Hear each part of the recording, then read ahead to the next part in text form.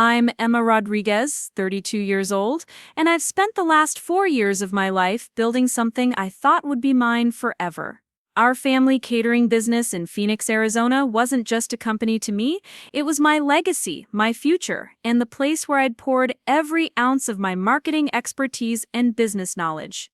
The Rodriguez family catering and event planning had become the go-to choice for quinceañeras and weddings across the valley, and I'd been the driving force behind that success. Before we jump back in, tell us where you're tuning in from.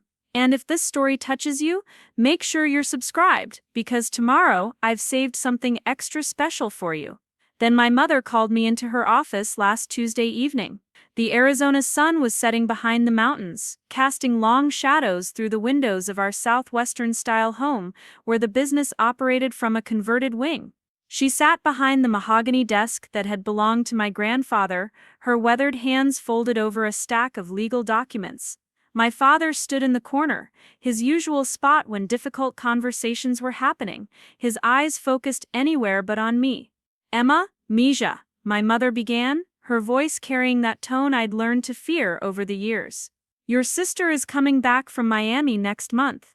We've decided it's time to make her the official owner of Rodriguez Family Catering." The words hit me like a physical blow, each syllable cutting deeper than the last. Sophia, who hadn't set foot in Phoenix for more than a week at a time in 4 years, who barely knew the difference between a wedding contract and a quinceañera menu, was going to inherit everything I'd built. I stared at the transfer of ownership papers spread across the desk, my name nowhere to be found despite being the one who'd transformed our small family operation into a thriving business worth over $300,000. My heart hammered against my ribs as the reality sank in. 4 years of 16-hour days, 4 years of turning down job offers in corporate marketing, 4 years of believing I was building my future, all of it was being handed to someone who'd rather pose for Instagram photos in Miami than understand the first thing about running a catering operation. My mother continued talking, something about how Sophia had matured and how the business needed fresh energy, but her words faded into background noise. All I could think about was how many Saturday nights I'd spent in our Mesa warehouse, organizing inventory while my friends went out dancing. How many client meetings I'd handled while Sophia posted selfies from South Beach. How many times I'd covered for my mother when she was too drunk on wine to handle evening consultations. The injustice was suffocating, but what came next was worse. As I sat there in stunned silence, my mother casually mentioned that Sophia would be expecting a clean transition, and that I'd need to train her properly before stepping back into a supporting role. Supporting role, in the business I'd essentially been running single-handedly for the better part of 2 years. The roots of this betrayal ran deeper than a single decision about business ownership. They stretched back to the very foundation of Rodriguez Family Catering, which my parents had started 15 years ago when I was still in high school. Back then, it was a modest operation, my mother Patricia cooking in our home kitchen, while my father Carlos handled deliveries in his pickup truck. They catered small family gatherings and church events, barely making enough to supplement my father's income from his construction job. I'd grown up watching them struggle, seeing my mother's frustration when clients would change their orders at the last minute or complain about prices that barely covered our costs. Even as a teenager, I'd help with the business after school, stuffing napkins into wedding favor bags and folding linens until my fingers ached. The business was part of our family identity, woven into every conversation at the dinner table and every weekend plan we made. When I graduated from Arizona State University with a marketing degree, I'd already made up my mind. While my classmates were interviewing for positions at major corporations in downtown Phoenix, I was designing a comprehensive business plan to modernize Rodriguez Family Catering. I saw potential that my parents couldn't see, opportunities to expand beyond our traditional client base, to create packages that would appeal to younger couples planning destination-style weddings in Scottsdale's resort venues. My mother had been skeptical at first. "Mija, we've been doing this for 10 years, she'd say whenever I suggested changes to our pricing structure or proposed investing in professional photography for our portfolio. Our clients like the personal touch, They don't want some fancy corporate approach, but I persisted, showing her marketing research I'd conducted, demographic studies of Phoenix's growing population, and projections for the wedding industry's expansion in Arizona. The turning point came during our busiest season 3 years ago. We'd booked 17 weddings for the month of October, more than we'd ever handled simultaneously. My parents were overwhelmed, struggling to coordinate vendors, manage multiple events per weekend, and maintain the quality that had built our reputation.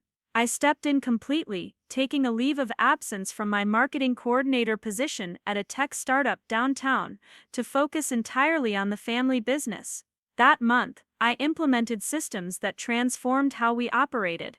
I created detailed timeline templates for each type of event, streamlined our vendor relationships by negotiating bulk pricing with our most reliable suppliers, and launched a social media strategy that increased our bookings by 40% within 6 months.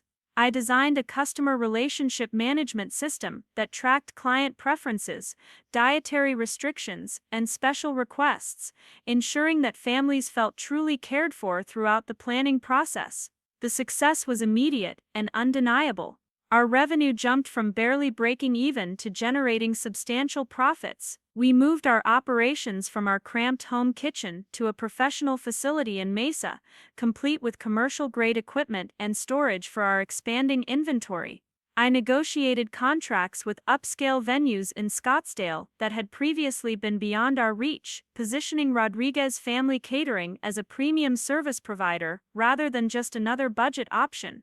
But while I was transforming the business, Sophia was living her best life in Miami. She'd moved there supposedly to pursue modeling, though her Instagram account suggested her primary occupation was attending pool parties and posting sponsored content for skincare brands. She'd call home maybe once a month, usually when she needed money or wanted to complain about her latest romantic drama. During those calls, she'd barely ask about the business, often interrupting my updates about new clients or successful events to tell us about some influencer event she'd attended. I remember one particularly painful conversation when I'd excitedly called to tell the family about landing our biggest contract ever, a 3-day wedding celebration for a prominent Phoenix family with a budget of $50,000. I'd spent weeks crafting the perfect proposal, coordinating with florists, musicians, and photographers to create an experience that would exceed their expectations. When Sophia answered her phone, I could hear club music in the background. "That's nice, Emma," she'd said dismissively. "Listen, I'm at this amazing rooftop party, can I call you back?" She never did. My parents, however, seemed to view Sophia's absence differently than I did. During family dinners, my mother would share updates about Sophia's social media followers as if they were business metrics. "Your sister has 15,000 followers now," she'd announce proudly, as if this somehow contributed to Rodriguez Family Catering's success. When I'd mention the corporate client who'd just signed a year-long contract for monthly events, my mother— Preparing and narrating this story took us a lot of time, so if you are enjoying it, subscribe to our channel. It means a lot to us. Now back to the story. Mother would nod politely but quickly change the subject back to Sophia's latest modeling photo shoot. The financial reality of the business told a different story than my mother's dreams about Sophia's glamorous life. Over the past 4 years, I'd personally invested over $60,000 of my own savings into equipment upgrades, marketing initiatives, and business development. When we needed a new commercial mixer that cost $8,000, I didn't hesitate to cover the expense. When our delivery van broke down during peak wedding season, I used my credit card to finance a replacement rather than risk disappointing clients. More significantly, I'd been handling all of our business finances, from invoicing clients to managing vendor payments. This had given me intimate knowledge of every aspect of our operations, including some practices that made me increasingly uncomfortable. My mother had developed a habit of accepting cash payments for smaller events without properly documenting them. "It's easier for the families," she'd explain when I questioned these arrangements. "They don't have to worry about checks or credit card fees." Initially, I'd assumed these cash transactions were minimal and that my mother was reporting them appropriately on our tax returns. But as I became more involved in the business operations, I began to notice discrepancies. We'd cater a quinceañera for 200 guests, receive $3,000 in cash, yet the event would somehow only appear on our books as a $1,500 transaction. When I'd ask about the difference, my mother would become defensive, insisting that she was handling the paperwork correctly and that I shouldn't worry about details beyond my responsibilities. The pattern became more obvious during tax season each year. I'd provide our accountant with detailed records of all the transactions I'd processed, but somehow our reported income always seemed lower than what I calculated based on our actual business volume. My mother would handle the final tax preparation meetings alone, always scheduling them when I was busy with client consultations or event coordination. Last year, I'd started keeping my own detailed records, partly out of professional habit and partly because something felt fundamentally wrong about our financial reporting. I documented every event we catered, every payment we received, and every expense we incurred. By my calculations, Rodriguez Family Catering had generated over $400,000 in revenue, significantly more than what appeared on our official tax returns. When I'd tried to discuss these discrepancies with my mother, she'd become angry in a way I'd rarely seen. "Emma, you're questioning my integrity," she'd snapped. "I've been running this business since before you could spell catering. I know what I'm doing." The conversation had ended with her reminding me that she was still the owner and that financial decisions were ultimately her responsibility. But now, sitting in that office with the ownership transfer papers spread before me, I realized that my mother's financial irregularities weren't just about business management, they were about control. She'd been underreporting our income not just to avoid taxes, but to make the business appear less successful than it actually was. And now she was planning to hand this deliberately understated asset to Sophia, effectively stealing years of my work and investment. The conversation about the ownership transfer continued for another hour, with my parents outlining their expectations for the transition. Sophia would return to Phoenix in 3 weeks, and I'd have 1 month to train her before officially stepping into what they called a consulting role. This role would involve handling the administrative tasks that Sophia found overwhelming while she focused on the creative vision and client relationships that supposedly required her natural charisma. As they spoke, I found myself studying my parents' faces, searching for any sign that they understood what they were asking of me. My father, who'd worked construction for 30 years before the business became profitable enough to support him full-time, avoided eye contact entirely. My mother maintained the authoritative tone she'd perfected over years of managing difficult clients, as if this was simply another business decision rather than the destruction of my professional future. When they finished explaining their plan, I asked the question that had been burning in my chest since the conversation began. What about everything I've invested in this business? My time, my money, my ideas. My mother's response revealed everything I needed to know about how she truly viewed my contributions. "Emma, you've been living at home rent-free and working in the family business. Consider your investments as payment for room and board." Room and board. 4 years of building their business into something profitable, 4 years of sacrificing my own career advancement, 4 years of believing I was securing my future, reduced to room and board. The dismissiveness in her voice made it clear that this wasn't a negotiation or a family discussion. It was an announcement of a decision that had already been made, probably during one of those long phone calls with Sophia that I'd noticed becoming more frequent over the past few months. That night, I lay in my childhood bedroom, staring at the ceiling and processing the magnitude of what had just happened. My parents had essentially stolen 4 years of my life, not through malice, but through a combination of traditional gender expectations and a fundamental misunderstanding of what I'd contributed to the family business. In their minds, Sophia was the daughter who needed support and opportunities, while I was the reliable one who would always be there to help regardless of how I was treated. But as I replayed the conversation, I kept returning to those financial discrepancies I'd noticed, the cash payments that disappeared from our records, the tax returns that didn't match our actual business volume. My mother had made a crucial mistake in dismissing my contributions so callously.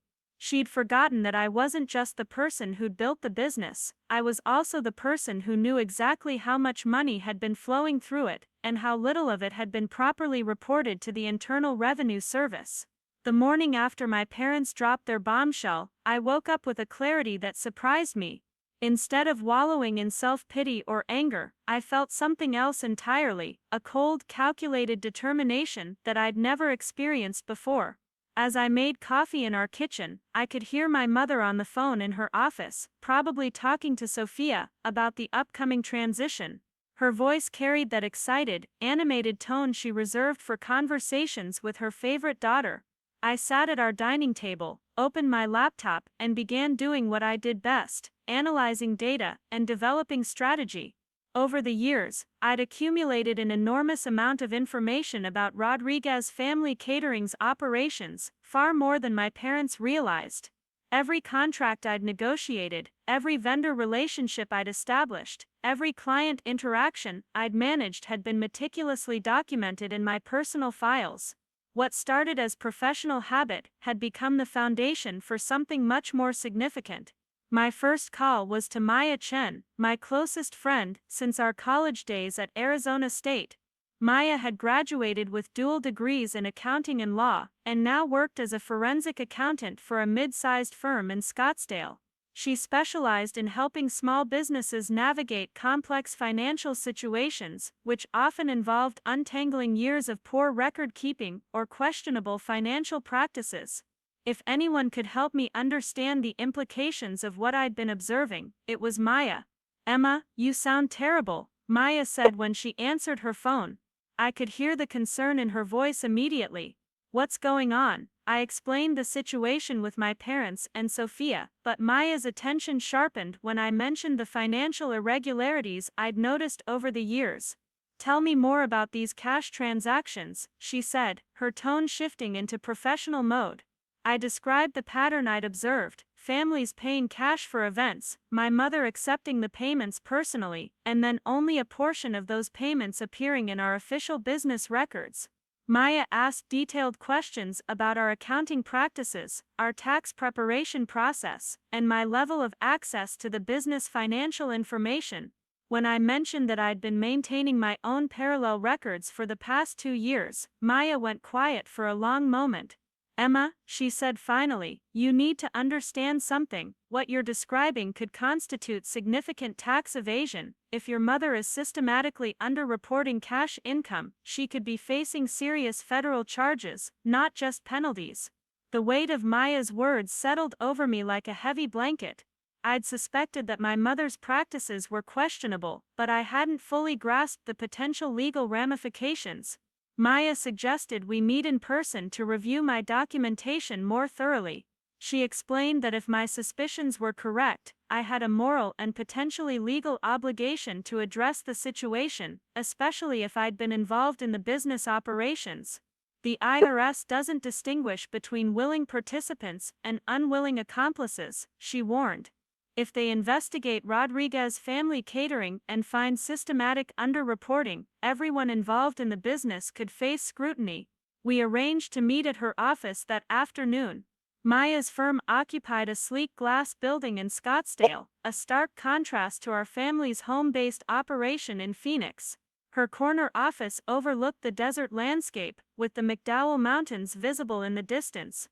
As I spread my documentation across her conference table, Maya's expression grew increasingly serious. The evidence was more damning than even I had realized. My personal records showed that over the past 2 years, Rodriguez Family Catering had received approximately $140,000 in cash payments that had either not been reported at all or had been significantly underreported on our tax returns. The discrepancy wasn't the result of honest mistakes or poor record keeping, it represented a systematic pattern of tax evasion that had been going on for years. Maya explained the legal framework surrounding tax evasion and the IRS's enforcement mechanisms. Business owners who systematically underreported income could face criminal charges, carrying potential prison sentences, not just financial penalties. The federal government took tax evasion seriously, particularly when it involved cash-intensive businesses, like restaurants and catering operations, that were prone to underreporting. The question is, Maya said, studying the documents spread across her table, what do you want to do with this information? You have several options, but each one carries different risks and consequences. She outlined 3 possible approaches: confronting my mother directly and demanding that she file amended tax returns, withdrawing from the business entirely to protect myself from potential legal liability, or reporting the situation to the IRS through their whistleblower program. The whistleblower option caught my attention immediately. Maya explained that the IRS maintained a program that allowed individuals to report tax fraud anonymously, and that whistleblowers could potentially receive financial compensation if their reports led to successful enforcement actions. If the IRS recovers significant unpaid taxes based on your information, you could receive between 15 and 30% of the recovered amount, she explained. As Maya spoke, I found myself calculating the potential implications. If my documentation was accurate, my mother owed at least $40,000 in unpaid federal taxes, not including penalties and interest that would accumulate over time. A successful IRS investigation could result in my receiving $10,000 to $12,000 as a whistleblower reward, money that would help offset the $60,000 I'd personally invested in the business that I'd never recover. But the financial incentive wasn't what motivated me. What drove my decision was the realization that my mother had been systematically stealing from the federal government, while simultaneously stealing my future. She'd built her wealth and her ability to transfer the business to Sophia on the foundation of tax evasion, using money that rightfully belonged to the American taxpayers to fund her favoritism toward my sister. Maya suggested that I take time to consider my options carefully, but I'd already made my decision. I want to file a whistleblower report, I told her. My mother made her choice when she decided to hand everything I've built to Sophia. Now she gets to face the consequences of how she built it. Maya nodded slowly, her expression mixing professional approval with personal concern. Emma, you need to understand that this is a nuclear option. Once you file this report, there's no going back. Your relationship with your family will be permanently damaged, and the IRS investigation could take months or even years to resolve. Are you prepared for that level of conflict? I thought about my conversation with my parents the previous evening, about my mother's dismissive attitude toward my contributions, about Sophia's years of absence and entitlement. Maya, my relationship with my family is already damaged. They just haven't realized it yet. Over the next several days, Maya helped me prepare a comprehensive whistleblower report for the IRS. The process was more complex than I'd anticipated, requiring detailed documentation of the unreported income, copies of business records, and a narrative explanation of how I discovered the tax evasion. Maya's expertise was invaluable in organizing the information in a way that would be compelling to federal investigators. The report we prepared was thorough and damning. It included photocopies of contracts showing the full amounts clients had paid, bank deposit records showing the partial amounts that had been officially recorded, and my personal log of cash transactions that had been completely omitted from our tax returns. We also documented my mother's pattern of scheduling private tax preparation meetings and her defensive reactions when I'd questioned financial discrepancies. Maya explained the timeline for IRS whistleblower investigations. After filing the report, I could expect several months of review while federal agents verified the information and determined whether to pursue a formal investigation. If they decided to proceed, they would likely begin with a comprehensive audit of Rodriguez Family Catering's records, followed by interviews with family members and business associates. Your mother will know that someone reported her, Maya warned. The IRS doesn't reveal whistleblower identities, but given your level of access to the business records, she'll probably suspect you were involved. This was a risk I'd already accepted. My parents had made it clear that my contributions to the family business were worthless to them. Now they would discover that my knowledge of their operations was more valuable than they'd ever imagined. As we finalized the whistleblower report, Maya raised another important consideration. Emma, you should think about protecting yourself legally. Even though you were acting in good faith, you were technically involved in a business that was evading taxes. You might want to consider voluntary disclosure to demonstrate your cooperation with federal authorities.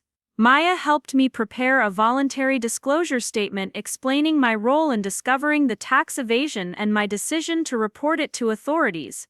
This document would serve as evidence of my good faith efforts to address the situation and could provide some protection if the IRS investigation expanded to include other family members. The final step was gathering additional evidence that would strengthen the case. I spent several evenings in our Mesa warehouse, photographing business documents and inventory records that supported my calculations of unreported income. I also compiled a list of vendors and clients who could potentially corroborate the cash transaction patterns if federal investigators needed additional verification. During this process, I had to maintain complete normalcy around my parents. I continued handling my regular business responsibilities, attending client meetings and managing vendor relationships as if nothing had changed. My mother seemed pleased that I was apparently accepting the ownership transfer gracefully, often commenting to my father about how mature I was being about the situation. If only she knew what I was actually doing during those late evenings in the warehouse. While she assumed I was organizing inventory for Sophia's arrival, I was actually documenting years of tax evasion that would soon bring federal investigators into our family's life. The irony wasn't lost on me. She'd taught me to be thorough and organized in business operations, skills I was now using to expose her criminal activity. Maya and I filed the whistleblower report on a Friday morning in early April. The process was surprisingly anticlimactic. We simply uploaded the documents through the IRS's secure online portal and received an automated confirmation email. No dramatic confrontations, no immediate consequences, just a quiet submission of information that would eventually trigger a federal investigation into my family's business. Walking out of Maya's office that day, I felt a strange mixture of relief and anticipation. For years I'd been complicit in my mother's tax evasion through my involvement in the business operations. Now I'd taken steps to address that situation, while also protecting myself from potential legal liability. More importantly, I'd ensured that my mother would face real consequences for her decision to steal my future and hand it to Sophia. The waiting period began immediately. Maya had warned me that IRS whistleblower investigations could take 6 months to 2 years to resolve, depending on the complexity of the case and the agency's current workload. During this time, I would need to maintain my involvement in the business while preparing for the inevitable disruption that would come when federal investigators arrived. I used this time to systematically secure my personal interests. I opened my own bank accounts separate from any family financial arrangements, transferred my personal assets out of joint accounts, and began establishing financial independence from Rodriguez Family Catering. If my family was going to treat me as expendable, I would make sure I could survive without their support when the situation finally exploded. Maya advised me to document everything during this period. Every conversation with my parents, every business decision, every financial transaction should be recorded in case federal investigators needed additional information. I started keeping a detailed journal of family interactions, business operations, and any suspicious financial activities I observed. The most challenging aspect of this waiting period was maintaining normal relationships with my parents and preparing for Sophia's return. My mother had begun calling Sophia daily to discuss the business transition, often having these conversations within earshot of me. Listening to their plans for the future of Rodriguez Family Catering, plans that completely excluded me despite my central role in building the business, reinforced my conviction that I'd made the right decision. Sophia called me directly one evening in late April, ostensibly to discuss the business transition. Her tone was condescending and presumptuous, as if she was doing me a favor by allowing me to train her. "Emma, I know this might be hard for you," she said, "but I think this is really the best thing for the family business. I have so many ideas for expanding our social media presence and connecting with younger clients." As she spoke, I realized that Sophia had no understanding of the business beyond its superficial social media presence. She didn't know our vendor relationships, our pricing strategies, our operational challenges, or our legal obligations. She certainly didn't know about the tax evasion that had funded the business's growth over the past several years. Her ignorance would make the eventual IRS investigation even more devastating for our family. "I'm sure you'll do great," I told her, keeping my voice neutral. "The business has a lot of potential for someone with fresh perspective." What I didn't mention was that federal investigators would soon be examining every aspect of that business, and that her fresh perspective would need to include explaining years of unreported cash income to IRS agents. By the end of April, I'd established complete financial independence and documented everything I could about Rodriguez Family Catering's operations. My whistleblower report was working its way through federal bureaucracy, and I was prepared for the chaos that would eventually follow. My parents thought they'd successfully maneuvered me out of the business I'd built, but they had no idea that their actions had triggered a federal investigation that would ultimately destroy everything they thought they'd accomplished. 3 months after filing my whistleblower report, I was coordinating a wedding reception for the Martinez family when my phone buzzed with a text from Maya. "Check your email, it's happening." My hands trembled slightly as I stepped away from the catering setup to read her message. The IRS had officially opened an investigation into Rodriguez Family Catering, and federal agents would be conducting an initial review of our business records within the next 2 weeks. The timing couldn't have been more perfect. Sophia had arrived in Phoenix just 5 days earlier, full of enthusiasm and completely oblivious to the storm that was about to engulf our family. She'd spent her first week taking Instagram photos around our catering facility and talking about rebranding the business with a more contemporary aesthetic. My mother had been glowing with pride, constantly praising Sophia's fresh perspective and natural business instincts to anyone who would listen. I watched my sister that afternoon as she posed for photos with our catering equipment, completely unaware that federal investigators were already examining financial records that would expose years of systematic tax fraud. Her confidence was almost heartbreaking in its naivety. She'd moved back to Phoenix expecting to inherit a thriving family business, but what she was actually inheriting was a criminal liability that could destroy her future before it even began. Maya had warned me that the initial contact from federal agents would likely come without advance notice. The IRS preferred to maintain the element of surprise when investigating potential tax fraud, particularly in cases involving cash-intensive businesses where evidence could easily be destroyed. I'd prepared for this moment for months, but the reality of it finally arriving still sent adrenaline coursing through my system. That evening, I sat through a family dinner where my parents and Sophia discussed expansion plans for the business. My mother had been researching commercial kitchen spaces in Scottsdale, convinced that Rodriguez Family Catering needed a more upscale location to match Sophia's sophisticated image. My father nodded along enthusiastically, apparently forgetting the financial struggles that had characterized most of our business history.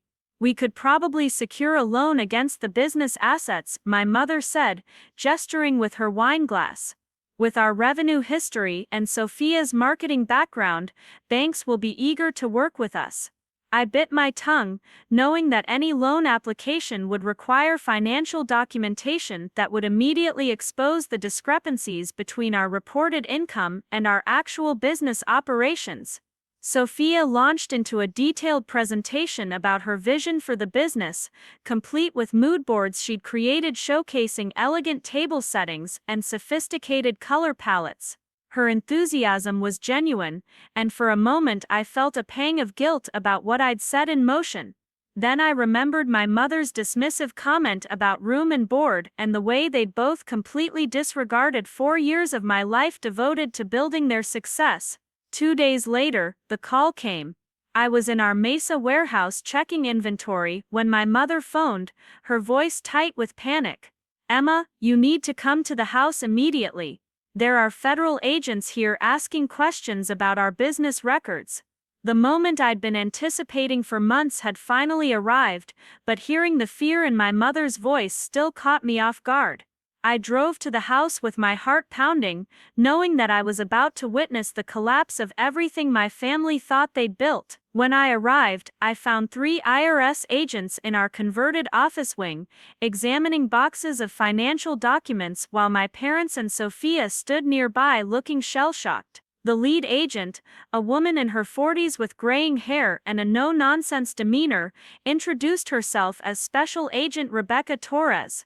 "Miss Rodriguez," Agent Torres addressed me directly, "we understand you've been involved in the business operations of Rodriguez Family Catering.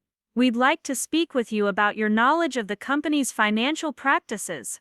Her tone was professional but firm, and I could see my mother watching me intently, probably wondering what I might reveal. The interview that followed was surreal.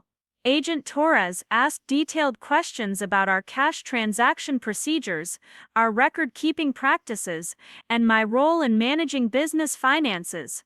I answered honestly, confirming many of the details I'd included in my whistleblower report without explicitly acknowledging that I'd been the source of their investigation. My mother's face grew increasingly pale as the questioning continued. She kept interjecting with explanations about honest mistakes and complicated family business arrangements, but Agent Torres remained focused on documenting specific instances of underreported income. When the agent asked about a particular quinceañera that had paid $4,000 in cash but only appeared in our records as a $2,000 transaction, my mother's explanations became increasingly desperate. Sophia, meanwhile, seemed completely lost. She kept looking between my parents and the federal agents as if she couldn't understand how this investigation related to the business she'd just inherited. "I don't understand," she finally said. "I just moved back from Miami. I don't know anything about the financial records." Agent Torres nodded sympathetically but explained that as the current owner of record, Sophia would need to cooperate fully with their investigation. The agents spent 6 hours at our house that day, photographing documents, interviewing family members, and building a comprehensive picture of our business operations. Before leaving, Agent Torres informed us that Rodriguez Family Catering was now under active federal investigation and that all family members should retain legal counsel immediately.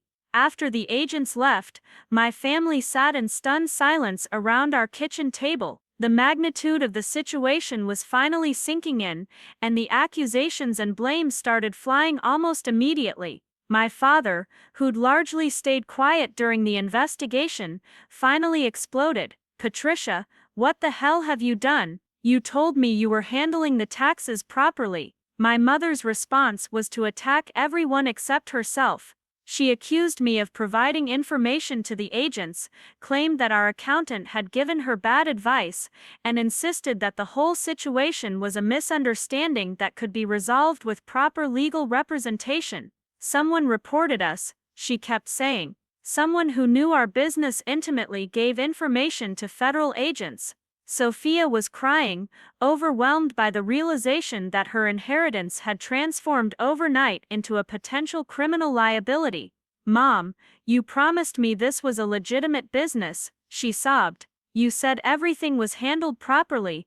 Now I could go to prison for tax evasion." The fear in her voice was genuine, and I almost felt sorry for her before remembering that she'd been perfectly willing to accept the benefits of a business she'd never contributed to building. Maya had prepared me for this moment, advising me to remain calm and avoid admitting any knowledge of the investigation's origins. "Emma," I said carefully, "I've been as honest with the agents as I've been with everyone in this family. I told them exactly what I know about our business operations." It wasn't technically a lie, though it certainly wasn't the complete truth. The weeks that followed were a nightmare for my family. Agent Torres and her team conducted a comprehensive audit of our business records, interviewing vendors, clients, and anyone else who'd had financial dealings with Rodriguez Family Catering. The investigation expanded beyond simple tax evasion to include potential money laundering charges, as the systematic nature of our underreporting suggested deliberate criminal intent rather than negligent mistakes. My mother hired an expensive criminal defense attorney, draining what little legitimate savings the family had accumulated. Sophia, facing potential prosecution despite her recent arrival, retained her own lawyer and began cooperating fully with federal investigators. The stress of the investigation destroyed any pretense of family unity, with everyone focused on protecting themselves rather than supporting each other. The business itself collapsed almost immediately. Word of the federal investigation spread quickly through Phoenix's tight-knit catering community, and clients began canceling contracts rather than risk association with a company under criminal investigation. Our vendor relationships, which I'd spent years cultivating, evaporated as suppliers demanded immediate payment for outstanding debts and refused to extend credit to a business facing potential seizure by federal authorities. I watched this destruction with mixed feelings. Part of me felt guilty about the collateral damage my actions had caused, particularly seeing Sophia's genuine distress about her legal situation. But a larger part of me felt satisfied that my family was finally facing real consequences for their years of taking advantage of my loyalty and hard work. Maya kept me informed about the investigation's progress through her contacts in federal law enforcement. The case against my mother was becoming increasingly strong, with evidence of systematic tax evasion dating back nearly 6 years. The total amount of unreported income exceeded $200,000, placing her potential criminal liability well beyond simple civil penalties. 6 months after the investigation began, Agent Torres called to inform me that the IRS had accepted my whistleblower claim and that I would be receiving a reward based on the recovered taxes and penalties. The amount was substantial, nearly $30,000, representing compensation for my role in exposing the tax fraud and helping federal authorities recover money owed to American taxpayers. The irony wasn't lost on me. My family had dismissed my contributions to Rodriguez Family Catering as worthless,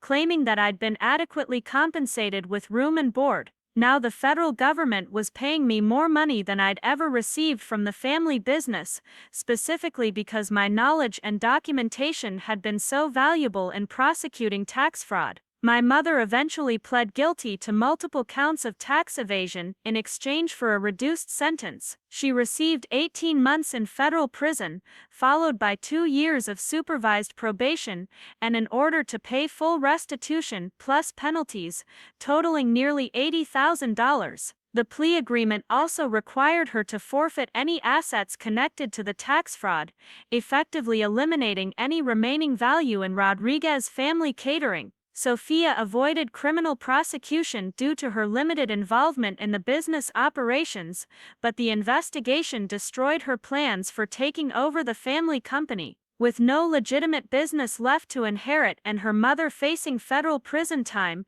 she returned to Miami within 3 months of the guilty plea. Her social media posts from that period showed a dramatically different lifestyle than her previous luxury content.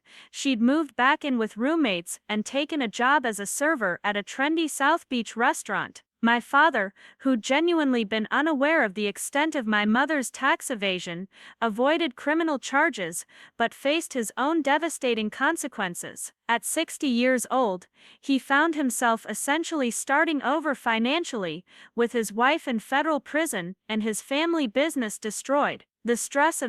The situation aged him dramatically, and our relationship never recovered from the period of accusations and blame that had followed the initial investigation. Through all of this chaos, I maintained my distance and focused on building my own independent life. The whistleblower reward gave me the financial foundation I needed to start fresh, and I used that money to launch my own marketing consultancy focused on helping small businesses develop legitimate growth strategies. My first clients were other family-owned operations that wanted to ensure they were operating legally and efficiently. The skills I'd developed during my years with Rodriguez Family Catering translated perfectly to independent consulting work. I understood the challenges that small businesses faced, the importance of proper financial management, and the devastating consequences that could result from cutting corners on legal obligations. My experience with federal investigators also gave me insights into compliance requirements that many business owners found valuable. Maya became my closest confidant throughout this transition, helping me navigate both the legal complexities of the investigation and the emotional challenges of effectively destroying my own family.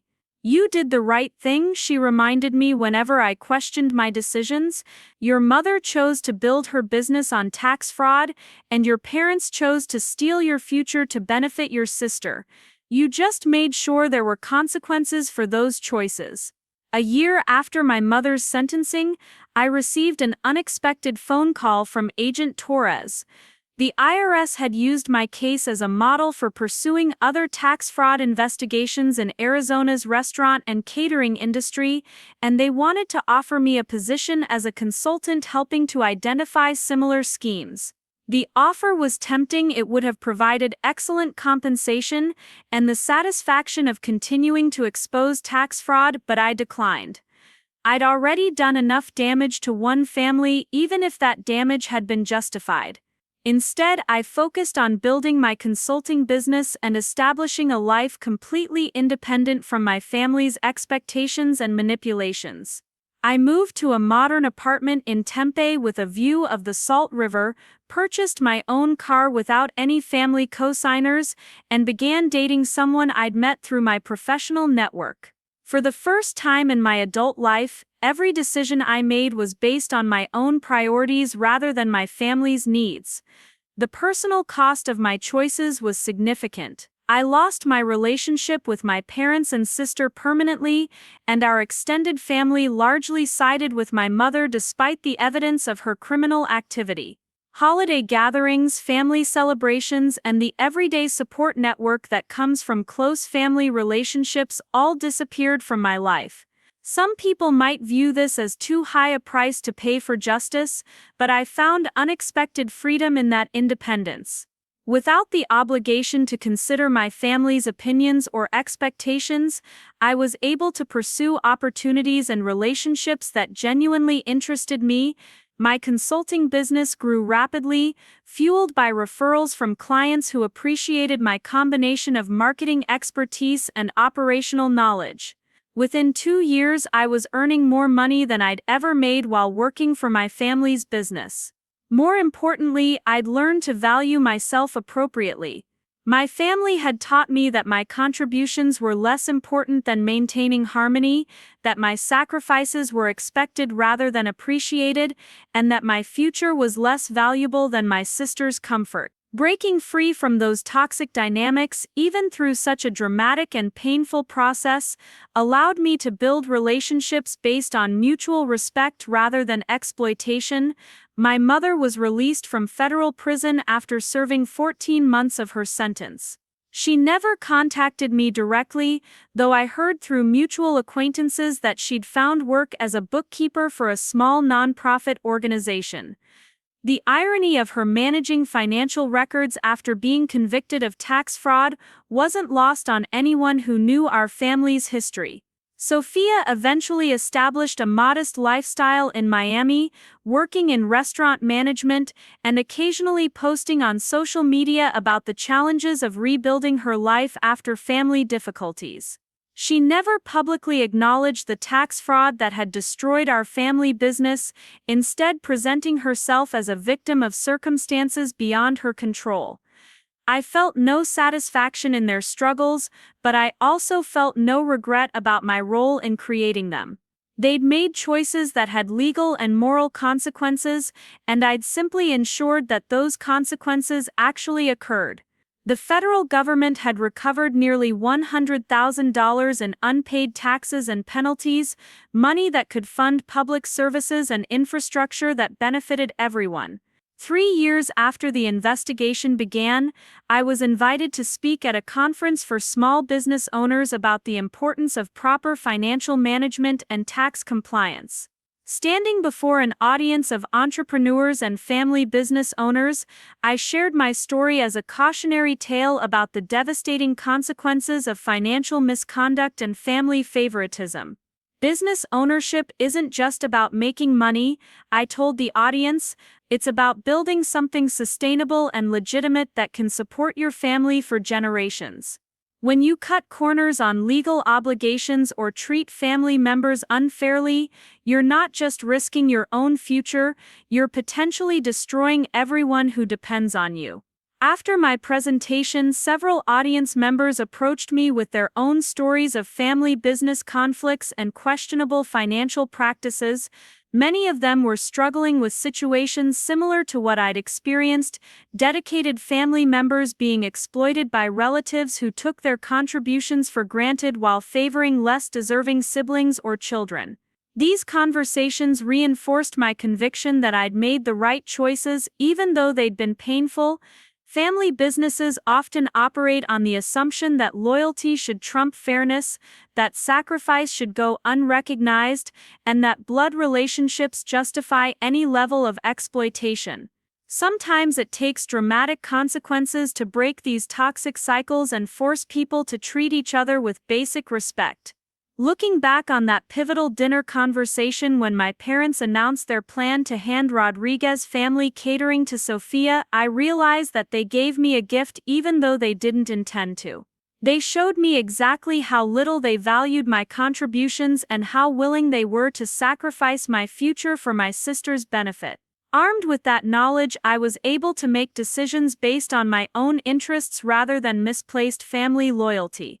The woman I am today, independent, financially secure, and professionally successful, exists because I refused to accept their dismissive treatment.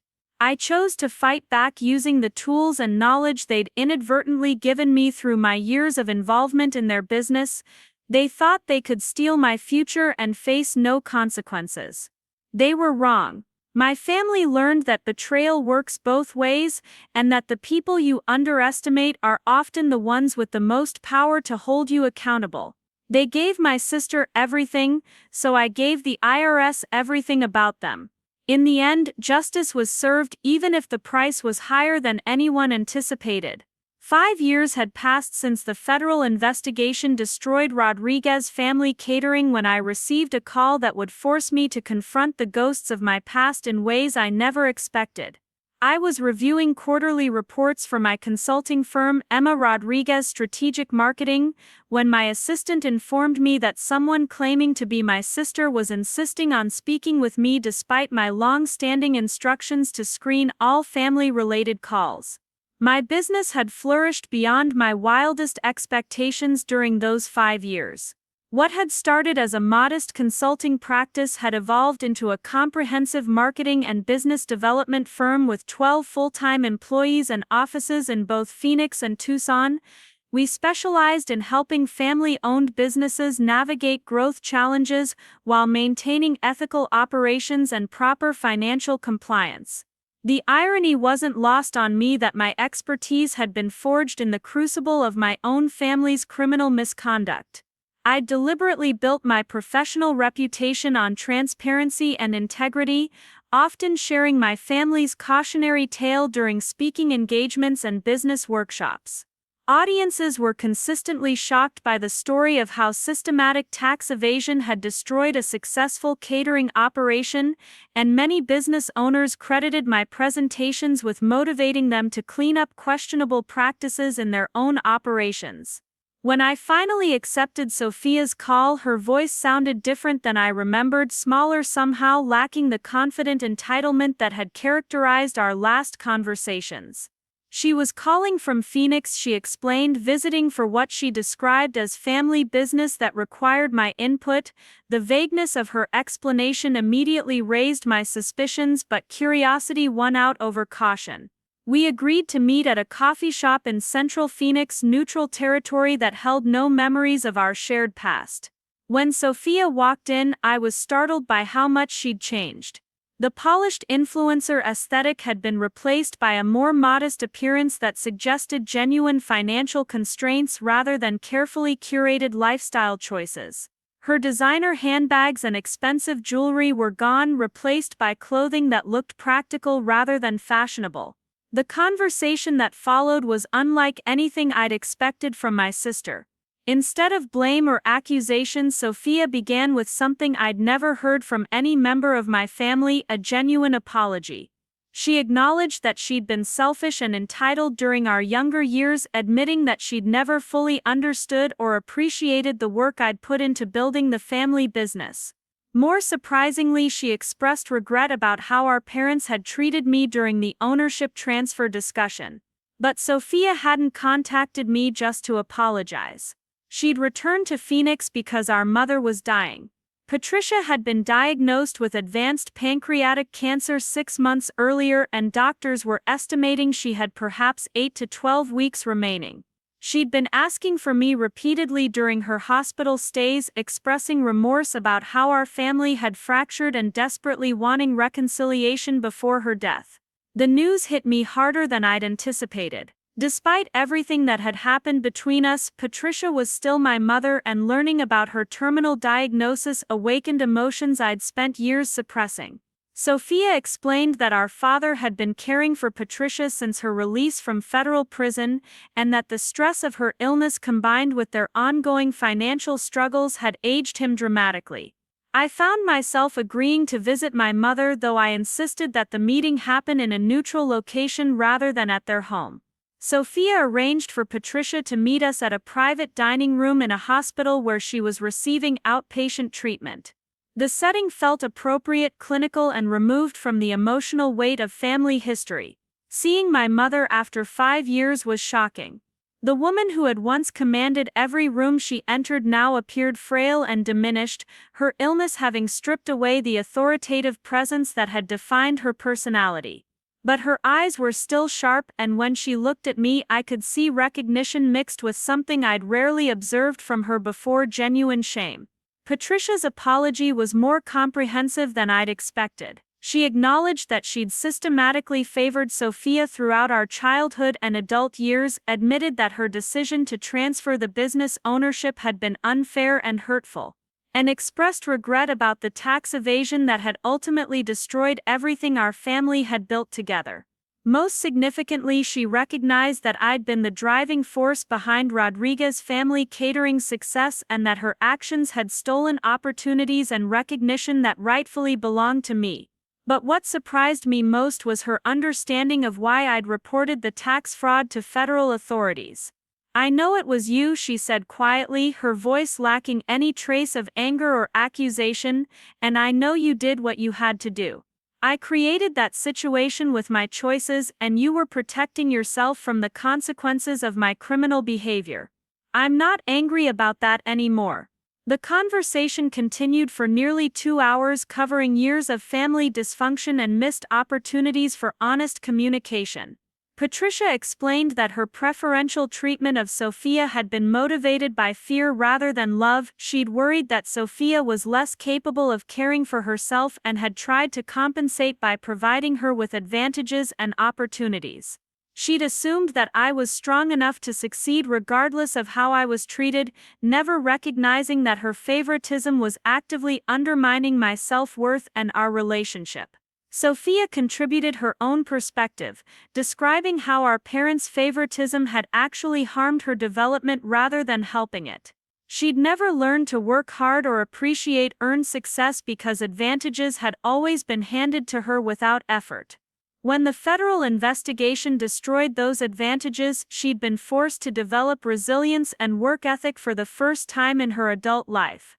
Interestingly, Sophia credited the collapse of Rodriguez family catering with ultimately improving her life.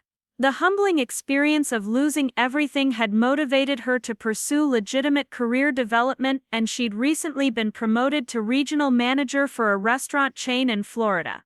She was earning her success honestly for the first time, and while her lifestyle was more modest than during her influencer days, she described feeling more satisfied and confident than she'd ever experienced before. During our conversation, Patricia mentioned something that caught my attention. She'd been working with an attorney to settle her estate, and she wanted to ensure that I received appropriate recognition for my contributions to the family business. Even though Rodriguez Family Catering no longer existed, she'd maintained detailed records of my financial investments and wanted to arrange for restitution from her remaining assets. The amount she proposed was modest, approximately $20,000, representing partial repayment of my personal investments in the business. It wasn't nearly enough to compensate for the years of unpaid labor or the emotional damage from her favoritism, but it represented something more valuable than money. It was acknowledgement that my contributions had been real and significant, validation that I'd been seeking from my family for years. More importantly, Patricia wanted to provide a written statement documenting my role in building Rodriguez Family Catering's success. This statement would serve as official recognition of my contributions, something I could use to support my consulting business's credibility and demonstrate my experience to potential clients. She understood that her criminal conviction had potentially damaged my professional reputation by association, and she wanted to help repair any lingering harm. As our meeting concluded, Patricia asked if I would consider visiting her regularly during her remaining weeks. The request was difficult for me to process. Part of me wanted to maintain the emotional distance that had protected me for years, while another part recognized that this might be our only opportunity for genuine reconciliation. I ultimately agreed to limited contact with the understanding that our relationship would be focused on closure rather than attempting to rebuild the family dynamics that had been so damaging in the past. Over the following weeks, I visited Patricia twice more, conversations that helped both of us process the complex emotions surrounding our family's destruction and her approaching death. During one of these visits, Patricia shared insights about my father's perspective that helped me understand his behavior during the ownership transfer controversy. Carlos had genuinely believed that transferring the business to Sofia was protecting me from potential legal liability related to the tax evasion. He'd been aware of some financial irregularities and had worried that my extensive involvement in business operations could make me vulnerable to federal prosecution. While his reasoning was flawed and his methods were hurtful, learning about his motivation helped me process some of the anger I'd carried toward him. Carlos had been trying to protect me in his own misguided way, even though his actions had felt like betrayal at the time. Patricia died peacefully 7 weeks after our first reunion, surrounded by Carlos and Sofia, but having achieved the reconciliation she desperately wanted with me. I attended her funeral, standing alongside family members I hadn't seen in years and receiving condolences from community members who remembered Rodriguez Family Catering's better days. The estate settlement that followed provided the financial restitution Patricia had promised, along with the written documentation of my role in building the family business. More significantly, it marked the official end of a chapter in my life that had defined my identity for years. With Patricia's death, the active hostility that had characterized my relationship with Carlos and Sofia evolved into something more neutral. We weren't close, and we probably never would be. But the intense anger and hurt that had fueled our estrangement gradually faded into acceptance of what had happened and recognition that we'd all been damaged by the family dynamics that had preceded the federal investigation. Today, my consulting firm continues to grow and thrive, built on the foundation of hard-earned experience and genuine expertise. I've helped dozens of family businesses avoid the mistakes that destroyed Rodriguez Family Catering, and I've found deep satisfaction in preventing other families from experiencing the pain that defined my 30s. The financial rewards have been substantial, but the personal growth has been even more valuable. I've learned to build relationships based on mutual respect rather than obligation, to value my contributions appropriately, and to establish boundaries that protect my emotional well-being. The skills I developed while navigating my family's betrayal and the federal investigation have served me well in building a life that genuinely reflects my values and priorities. Sometimes people ask whether I regret reporting my mother's tax evasion to federal authorities, whether the destruction of my family relationships was worth the principle involved. The answer is complicated, but ultimately I believe I made the right choice. My family's dysfunction was going to cause pain regardless of my actions. I simply chose to ensure that the pain served a purpose and that there were consequences for the harmful behavior that had characterized our relationships for years. My mother gave my sister everything, so I gave the IRS everything about my mother. In the end, that decision forced all of us to confront the truth about our family dynamics and build more authentic lives based on earned rather than inherited advantages. The price was high, but the result was a kind of justice that allowed everyone involved to ultimately become better versions of themselves. Up next, you've got two more standout stories right on your screen. If this one hit the mark, you won't want to pass these up. Just click and check them out.